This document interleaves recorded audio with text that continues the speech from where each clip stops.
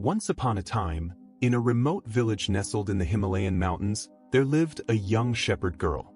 She was full of curiosity and wonder about life, but her daily routine was simple. She would take her family's flock of sheep up the mountainside to graze, spending her days watching over them as they wandered and fed on the lush grass. The sun, high overhead, shone brightly, filling the landscape with warmth and peace. As the sheep grazed and the day drifted by, the girl found herself slowly growing drowsy. The stillness of the mountains, the gentle rustling of leaves, and the soft bleating of sheep lulled her into sleep. She drifted off under the Himalayan sun, which kissed her skin with warmth, and in her slumber, she began to dream. These were not just ordinary dreams, they were vivid, almost magical, like glimpses into another world. Among these dreams, one stood out. She found herself in a distant land, listening to the voice of Buddha as he spoke to monks dressed in vibrant yellow robes. They were gathered in India, far from her village, yet she could hear Buddha's words as if he were standing beside her. In the dream, Buddha spoke to the monks, his voice calm and filled with wisdom. "When I am gone," he said, "whenever you call upon me, I will come. I shall be there with you, on the threshold of your devotion." His words echoed in the girl's mind, wrapping around her thoughts like a warm embrace. Though she had never met Buddha in real life, she knew instantly that this was no ordinary dream. It was something more profound.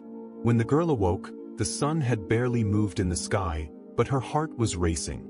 She sat up, the weight of the dream still lingering over her.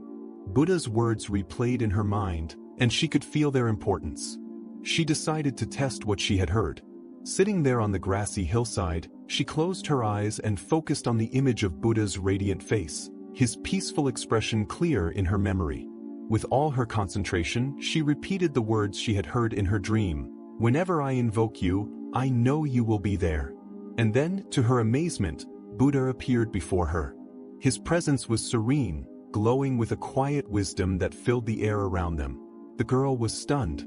Unsure if this was still part of her dream, she asked, "Am I dreaming?"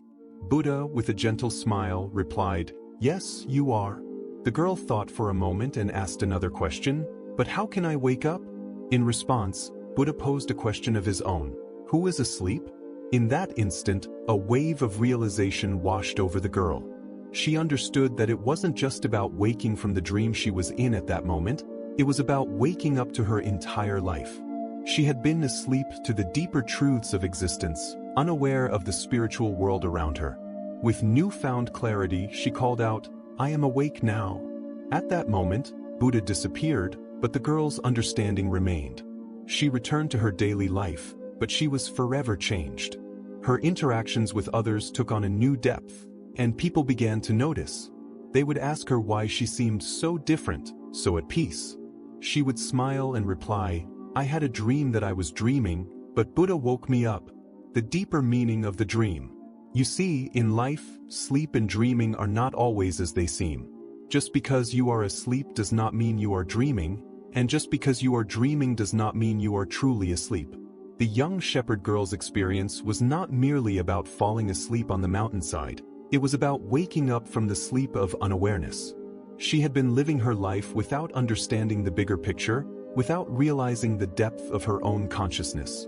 Buddha's appearance in her dream taught her that life itself can often feel like a dream, a series of experiences we go through without fully waking up to their true meaning. Buddha's question, "Who is asleep?" challenged her to think beyond the surface level of existence. It encouraged her to question the way she had been living, and in doing so, she awakened to a greater understanding of herself and the world around her. The power of the subconscious mind. Our subconscious mind is vast, much like the universe, endless, mysterious, and far more powerful than we can comprehend. When we dream within a dream, we delve deeply into our subconscious. These are the moments when we come face to face with our true selves, with the thoughts and emotions that drive our waking life. For the shepherd girl, her dream was the doorway to this deeper understanding. Once she woke up from that dream within a dream, her entire perspective shifted, and she began to live more consciously, more aware of the beauty and meaning in every moment. Buddha's role in her dream was not just to provide answers but to guide her towards self-realization. He didn't tell her exactly how to wake up, he simply asked her a question that led her to discover the answer for herself. In this way, the girl's journey mirrors the spiritual path many of us walk. We often seek answers from others, but the true awakening happens when we realize that the answers lie within us. The story of the shepherd girl and Buddha is a reminder that we all have the capacity to wake up from the dreamlike state we often find ourselves in. It teaches us that enlightenment is not something distant and unreachable. It's already within us, waiting to be discovered. To wake up in life, we must be willing to look deeper, to question the surface-level experiences, and to explore the vastness of our subconscious mind. The next time you find yourself lost in the daily routine of life, pause for a moment. Ask yourself, am I truly awake? Maybe, just like the shepherd girl, you will discover that the key to waking up lies not in looking outward, but in turning inward. So, as you go through your own life journey, try to dream without sleeping. In doing so, you may find that you wake up to a new reality, one that is filled with wisdom, awareness, and peace. This is Waking Up with Wisdom Stories. Thanks for watching and stay blessed.